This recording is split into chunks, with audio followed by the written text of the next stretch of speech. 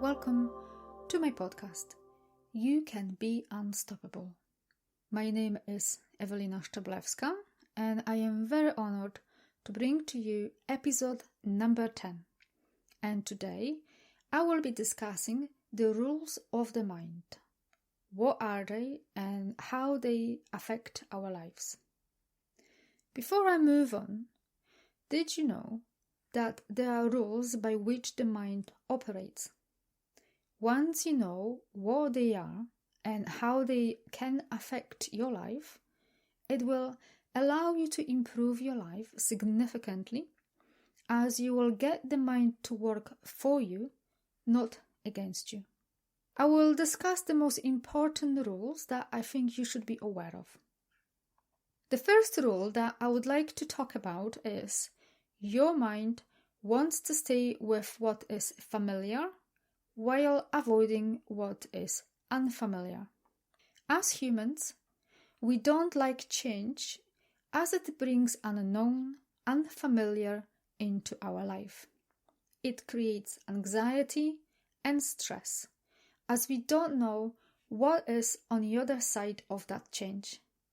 It is much better to stay with what we know, what is familiar, as we know exactly what that entails.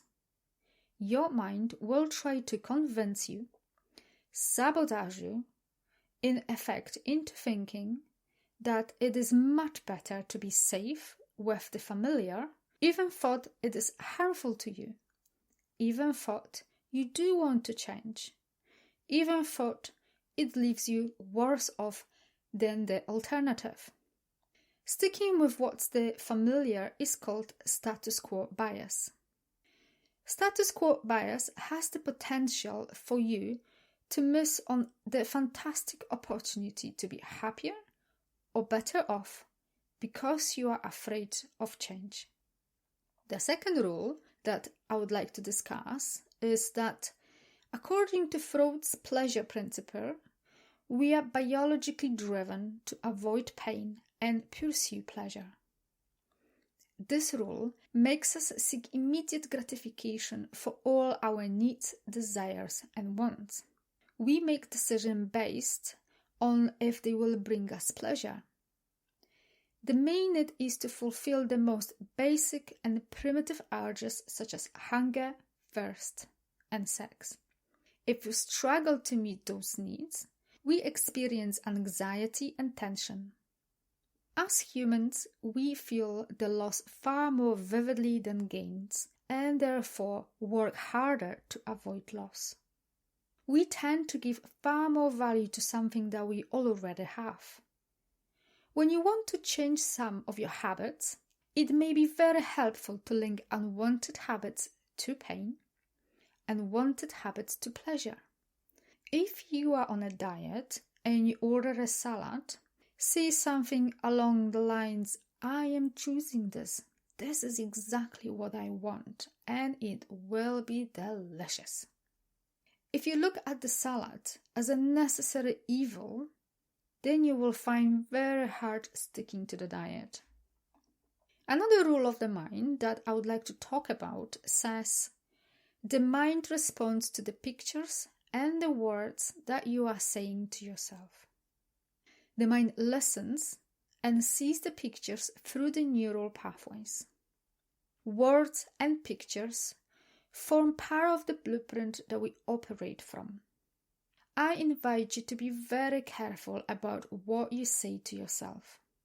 You are quite often our own worst critics at times.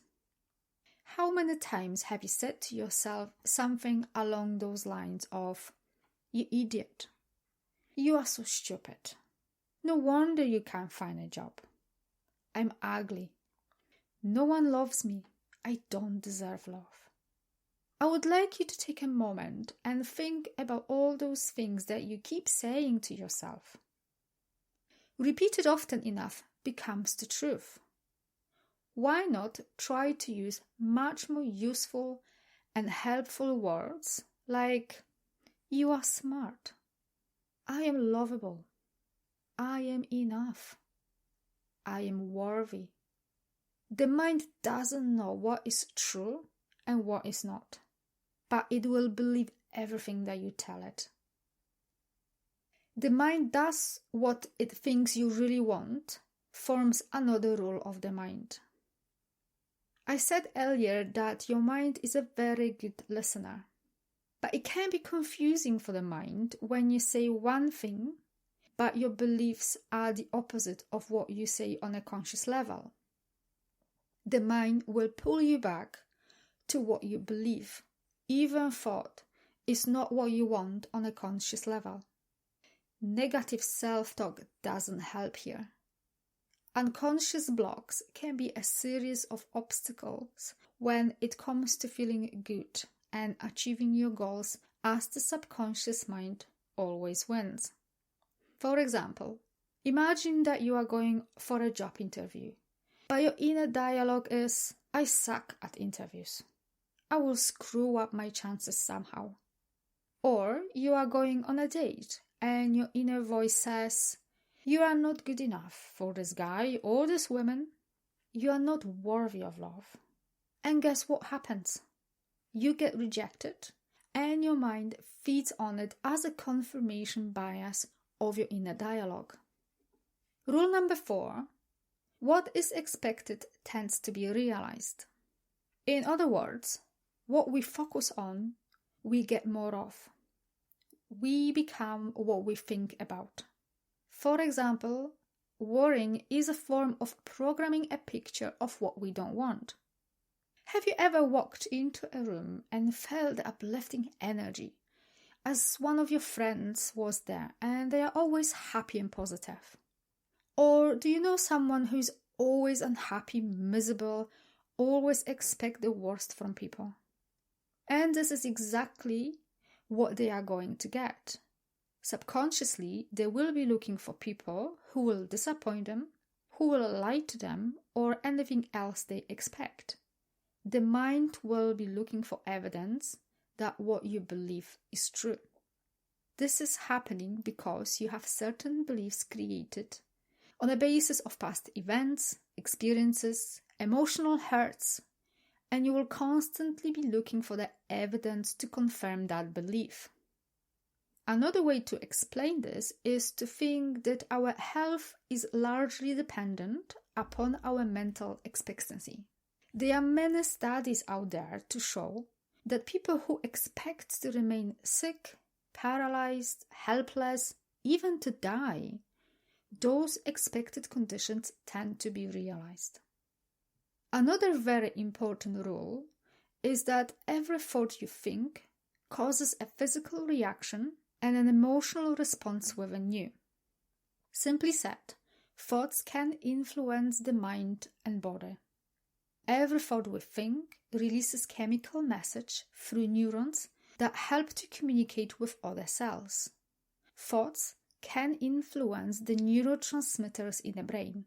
For example, optimism is linked to better immunity, while depressive thinking is linked to reduced immunity, as your body is flooded with stress hormone, leading to headaches, muscle aches, or problems with sex, and much more. Basically, negative thoughts or stress can worsen physical illness or even lead to an illness. For example, take a simple thought of I don't want to get up that many of us struggle from time to time. One option is you don't get up while throwing the duvet over your head, thinking, I'm tired, I can't get up, or life is hard, or anything along those lines. Or the second option is you do get up thinking, this isn't so bad, I will get on with my day just fine. Neurons will send different pathways and signals dependently which options you choose. Every thought has a corresponding chemical reaction in the mind and body as a result. How many times did you go on a date or attend the job interview and experience a shot of adrenaline? What is important to understand is that if you want to change your thoughts, you need to be aware of the triggers and patterns of the thoughts that you have in response to those triggers. The next time you are lying in bed thinking, I don't want to get up, ask yourself, what triggered that thought? Here is an invitation for you. Next time you are stuck in traffic jam, feeling frustrated and irritated, thinking, I can't stand this traffic, try to remember that this thought just sent signals to your brain to speed up your breathing and tense your muscles. Whereas the thought, I can't control this, might as well relax, will send the signal to your body to calm down. Other rules of the mind that are worth mentioning are, you make your beliefs, then your beliefs make you, and then the universe makes those beliefs real. Another one says, the mind cannot hold conflicting beliefs or thoughts. They cancel each other out. Next one says, your mind can only work in the present tense. Another rule says, your mind does not recognize neutral words like tomorrow, maybe, later, no, not. And the mind learns by repetition. You can't fight the subconscious mind. It is like fighting a losing battle between the subconscious mind and the conscious mind, where the subconscious mind always wins, especially if they involve the paleomammalian brain, which is the emotional brain. Emotions win over logic. You have to work on emotions that are attached to specific situations or people that trigger you. The mind is highly emotional, you know. When you understand the rules of the mind, you can get the mind to work for you and not against you. You may have to do some work around your beliefs, and the best way to do this quickly and effectively is to work with the subconscious mind. I hope that this information provided you with a deeper understanding of the rules of the mind and encouraged you to explore them in greater depths. Thank you very much for listening, and if you think that this podcast is of value, then please share with your friends and family. If you would like to work with me, you can book a consultation by following a link located in the description of this podcast.